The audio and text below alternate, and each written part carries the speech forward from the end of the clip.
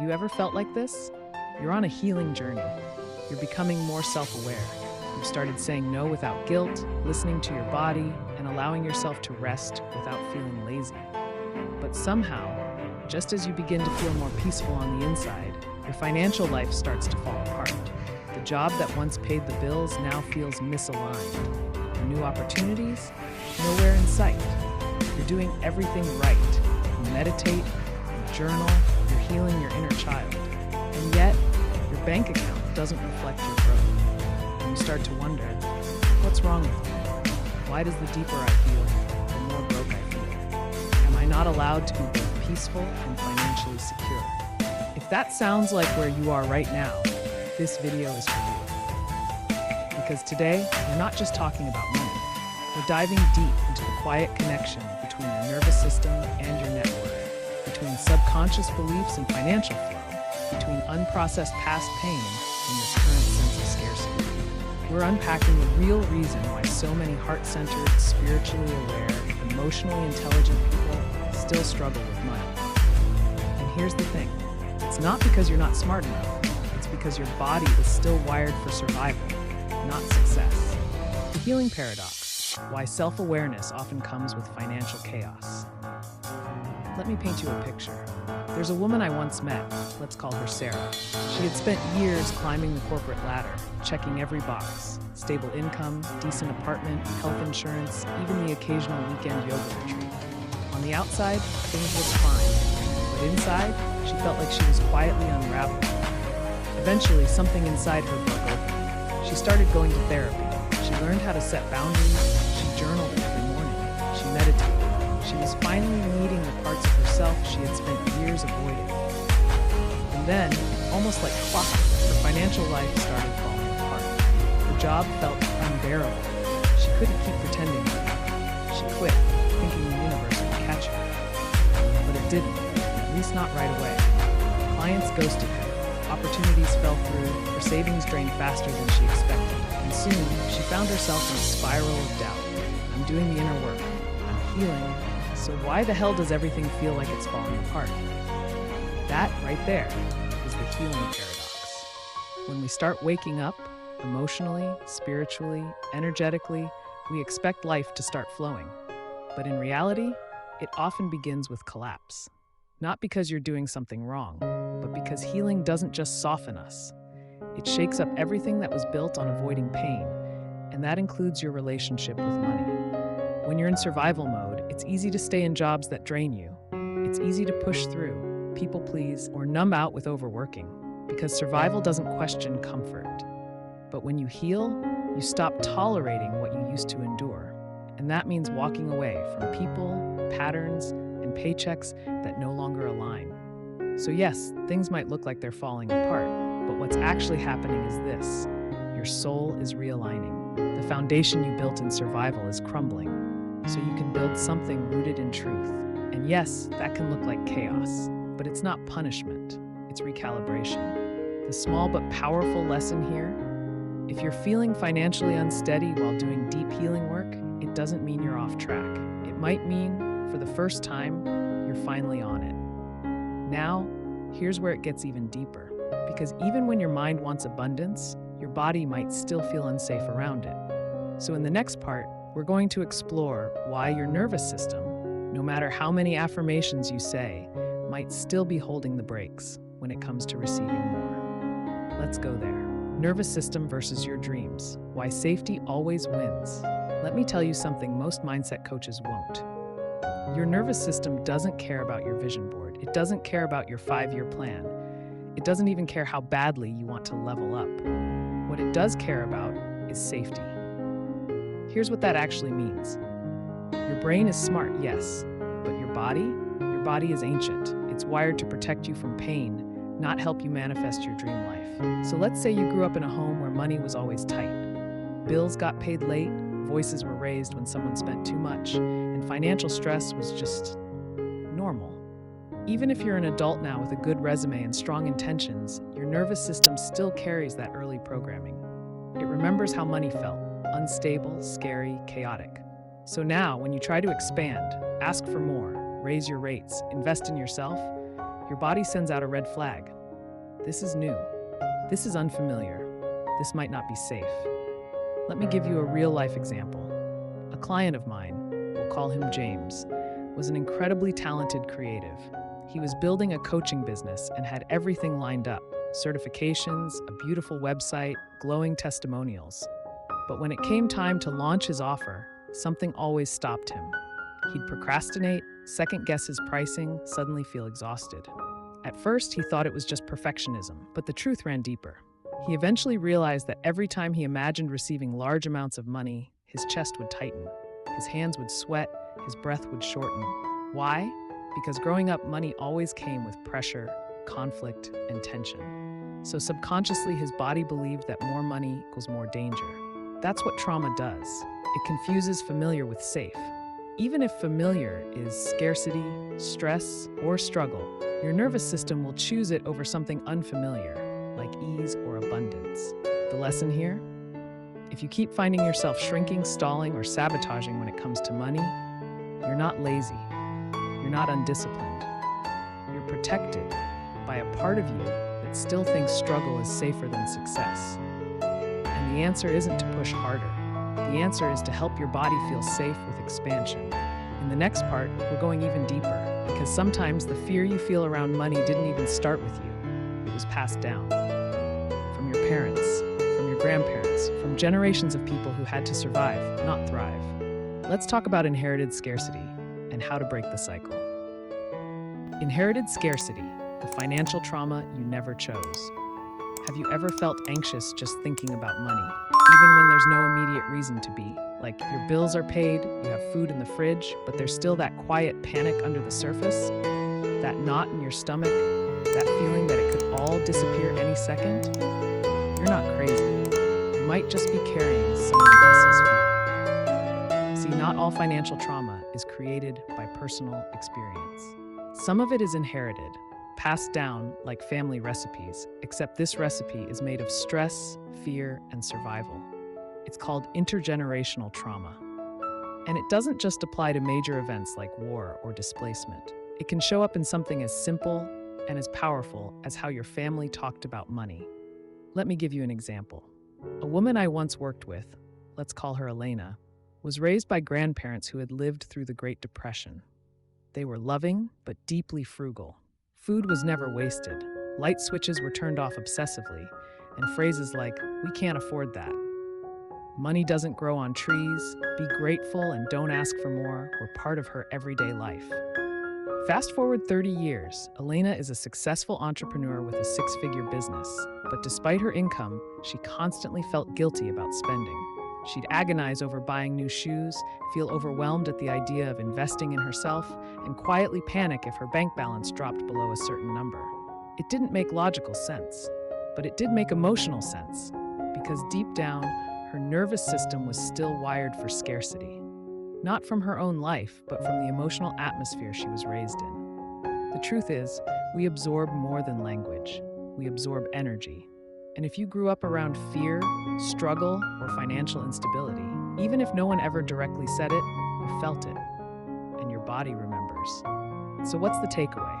If money feels heavy, scary, or overwhelming, you might be carrying emotional weight that's not even yours. And your job isn't to blame anyone. It's to break the cycle, to name what was inherited, and then to choose something different. In the next part, we're going to talk about why simply shifting your mindset isn't enough, and how relying on affirmations or vision boards without nervous system work can actually keep you stuck. Let's talk about the trap of spiritual gaslighting and how to get out of it. The spiritual gaslighting trap, why mindset work isn't enough. Let's talk about something a little uncomfortable. Have you ever heard someone say, "If you're still broke, you're just not thinking positively enough. You're blocking your own abundance. Just raise your vibration and the money will come"? Maybe you've even said those things to yourself. I know I have. But here's the truth most people don't talk about in the self-help world. Mindset work isn't enough if your body still feels unsafe. You can sit in front of a vision board for hours. You can say affirmations until your voice gets hoarse. You can even write, "I am wealthy" in your journal every single day.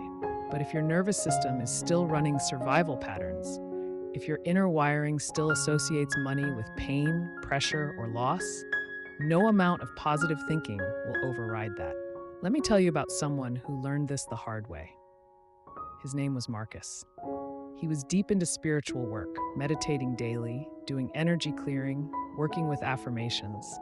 He had even written a check to himself for $1 million and taped it to his bathroom mirror.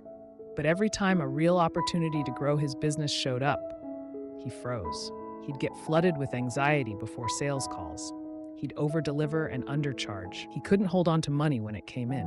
He started to feel like he was the problem. Maybe I'm just not spiritual enough. Maybe my energy is off. But that's when something powerful clicked for him. It wasn't his mindset that was off. It was that he was bypassing the real work, the body work. You see, sometimes the self-development world can unintentionally gaslight your healing. It tells you that your pain is just a story, that your fear is low vibe, that if you're struggling, it's your own fault. But that's not healing. That's spiritual shame dressed up as empowerment. And it can keep you stuck in silence, believing you're broken when really you're just scared. So here's the gentle truth.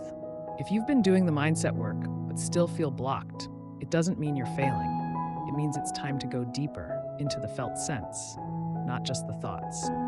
Because true abundance doesn't live in your head. It lives in your nervous system.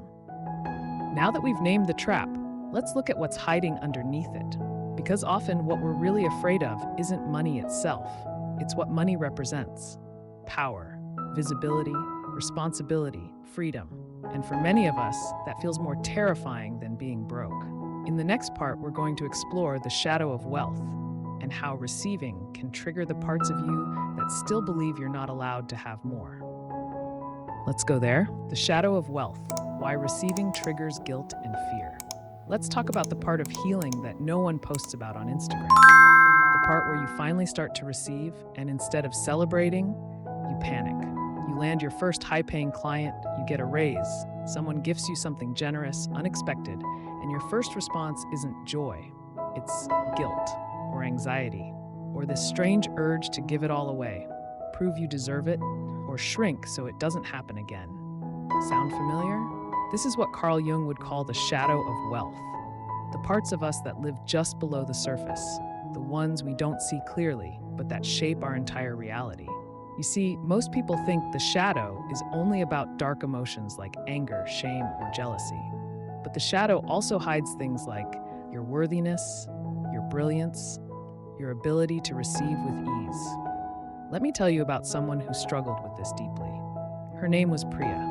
She was a trauma-informed coach, deeply intuitive, incredibly gifted, but she never charged more than $75 per session, despite consistently helping her clients make massive breakthroughs. When we dug deeper, we found a belief that had been hiding for years. If I make too much money, I'll become one of them. The selfish ones, the greedy ones, the ones who hurt people. Turns out, Priya grew up in a family where wealth was associated with arrogance and emotional distance. The people in her life who had money lacked empathy. So as a child, her nervous system made a contract. If being kind means being broke, I'll choose kindness every time. This is what the shadow does. It holds invisible agreements we made in childhood, agreements that now conflict with the person we're becoming. And the moment you begin to grow beyond those agreements, your body starts sounding the alarm. More money? That's not safe. If I receive this, I'll lose connection, love, or integrity. Even if it's not true now, it was true for the version of you that first learned to survive. So what's the lesson here? If you feel resistance to receiving, whether it's money, praise, or opportunity, it doesn't mean you're ungrateful. It means part of you still believes receiving comes at a cost. And the healing isn't in forcing yourself to take more. The healing is in gently asking, what do I think I'll lose if I allow myself to receive fully? Because behind that fear is usually a very young version of you, just trying to stay safe. In the next part, we're going to talk about how we unknowingly block abundance, not with words, but with actions. The subtle ways we self-sabotage, the unconscious choices we make to keep money just out of reach, and most importantly, how to shift them. Let's dive in. How we block money without realizing it. Most of us don't walk around saying, I don't want money. Please keep abundance away from me. No, consciously, we say the opposite. We visualize, we set intentions, we work hard, we want to be financially free. But beneath the surface, we're often doing things that send a completely different message, and we don't even realize it. Blocking abundance doesn't always look dramatic. Sometimes it looks like not following up with a potential client because they probably weren't that interested. Underpricing your services because you don't want to be too much. Avoiding checking your bank account for days or weeks. Pushing off launching your business because you're not ready yet. Feeling exhausted every time you try to sit down and plan your finances. Sound familiar? Let me share a story. There's a guy named Devin, brilliant designer, kind soul, creative powerhouse. He built his website, had a few clients, and people loved his work. But every time someone asked for his rates, he'd freeze. He'd give a discounted price, sometimes way below market value. He told himself it was generosity. But in truth, he was afraid of being seen as greedy, afraid that if he owned his worth, he'd lose connection or worse, get rejected. So the money stayed small, not because he wasn't talented, but because he couldn't hold the discomfort of being paid what he was truly worth. This is how we block money, quietly, subtly, and repeatedly. And we think it's about discipline or strategy, but more often it's about the stories underneath those actions. If I have more, will people still love me? Will I still belong? Is it safe for me to stand out? Until those stories are seen and rewritten, we'll keep finding ways to unconsciously stay small, even as we're trying to grow. So what's the small shift here? Start paying attention to the tiny ways you say no to more, without realizing it. You don't need to fix everything overnight. But awareness is powerful, because when you see the pattern, you can choose something new. Now that we've uncovered how we block abundance, let's explore how we start to shift it, not with hustle, but with healing. In the next part, we'll dive into real practical tools to rewire your nervous system so receiving becomes something your body welcomes, not rejects.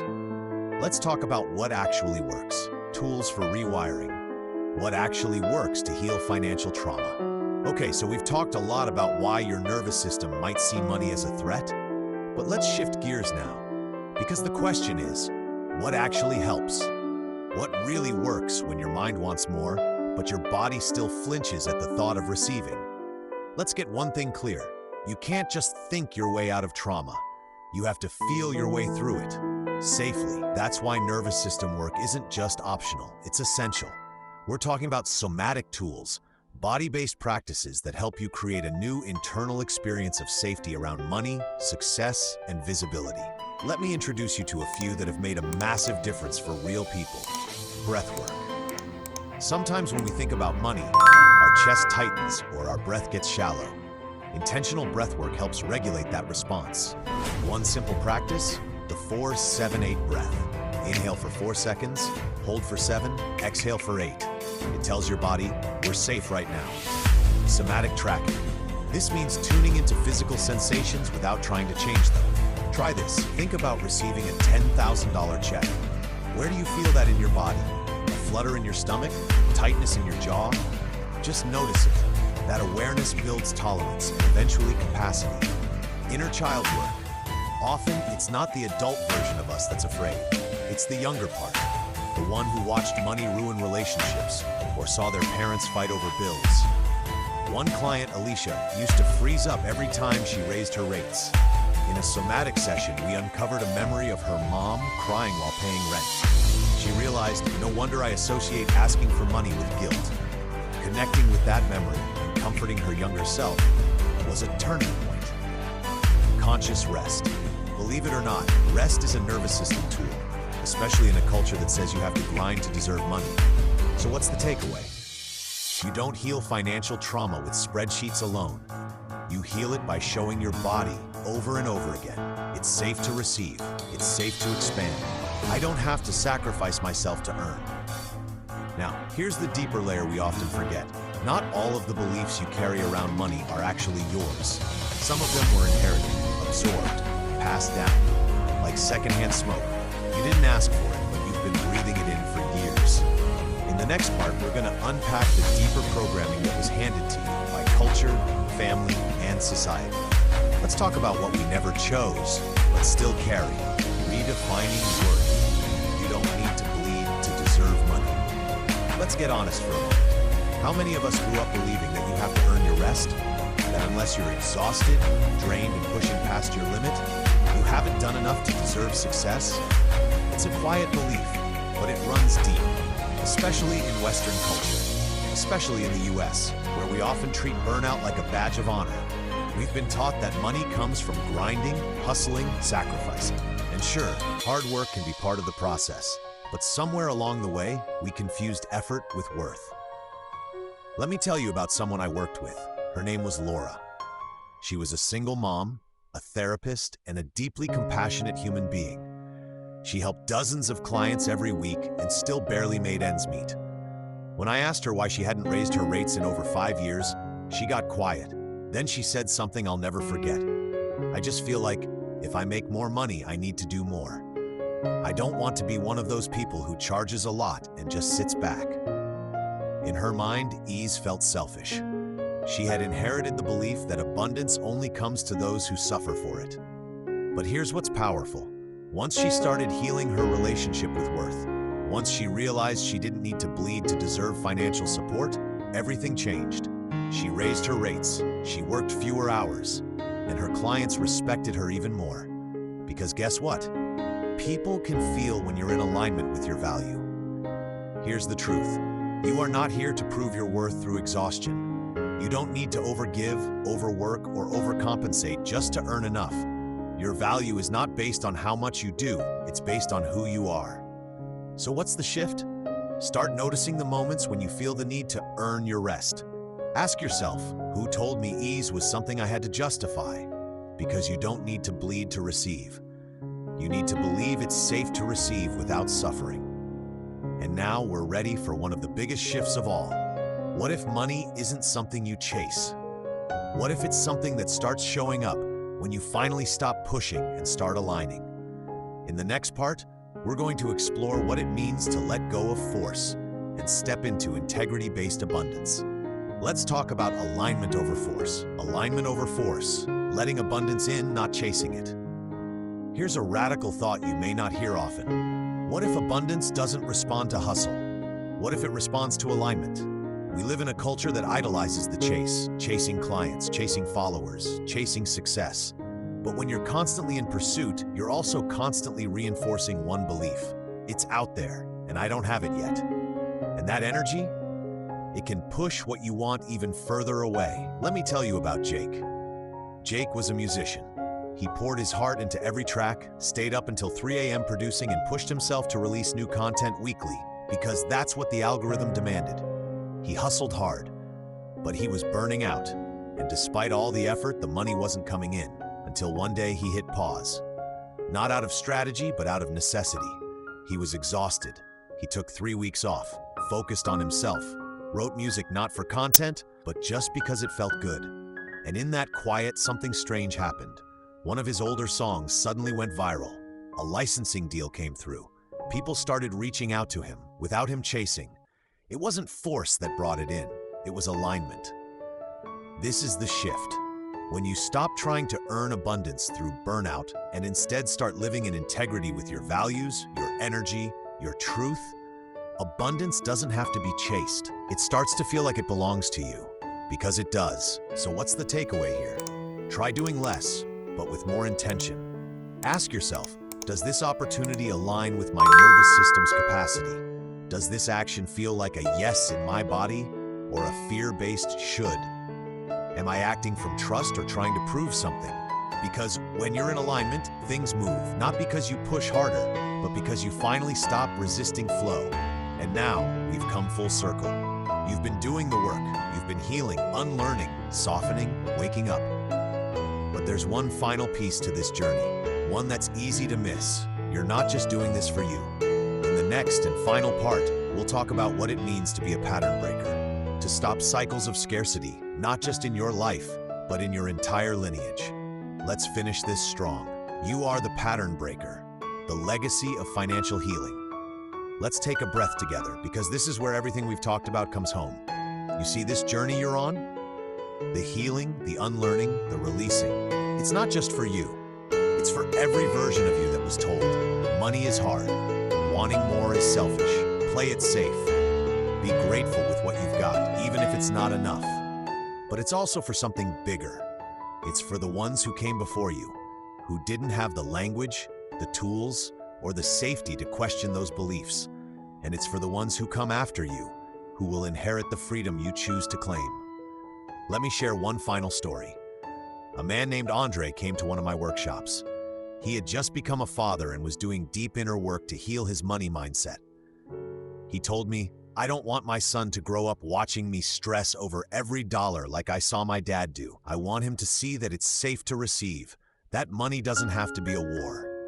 That moment hit me hard, because Andre wasn't just learning how to budget or build wealth. He was breaking a chain. He was choosing to be the first in his family to say, "This pattern stops with me." And that, my friend, is no small thing.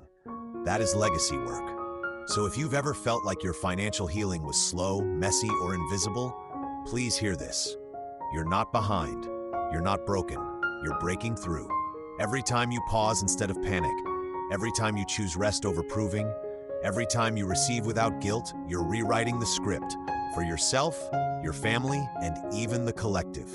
You are the pattern breaker, and the work you're doing matters more than you know. And now, as we close this chapter, I want to leave you with one question. If abundance no longer felt like a threat, what could your life look like? Sit with that. Let it simmer. Because in the next video, we're going to explore the 3 most common subconscious beliefs that keep spiritual, creative, and sensitive people broke, and how to lovingly rewire them one by one. If this video spoke to you, drop a comment below and say, "I am safe to receive." I read every one. And if you know someone on the healing journey who's wondering why their bank account doesn't reflect their growth yet, send this to them. Because together, we're not just healing, we're rebuilding from the inside out.